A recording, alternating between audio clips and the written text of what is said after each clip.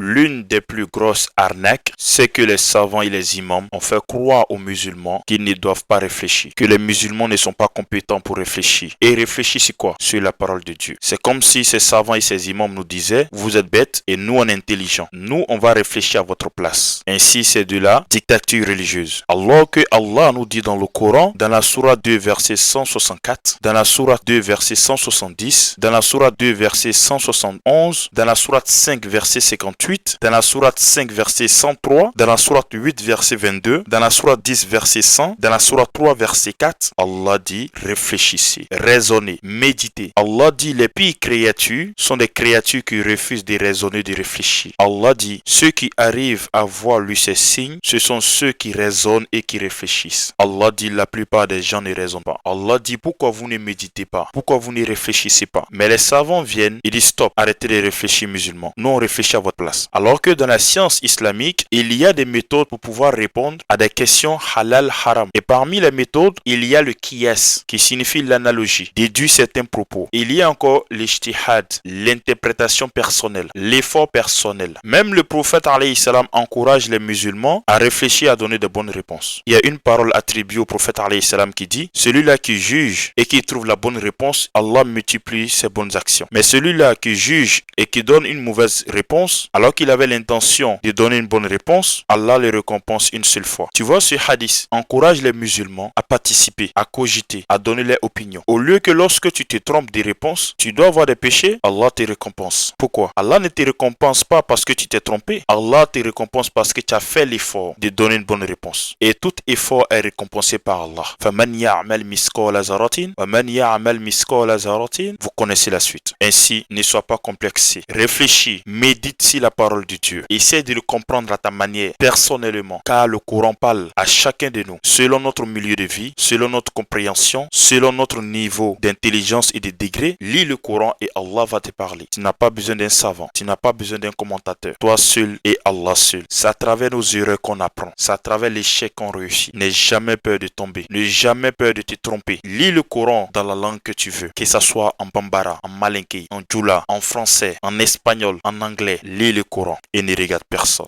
Le Coran, il dit à plusieurs reprises, mais c'est de la folie, quoi. Ne médite-t-il donc pas le Coran? Est-ce qu'il a dit, ne médite-t-il donc pas le Coran à l'exception que si vous n'êtes pas des savants?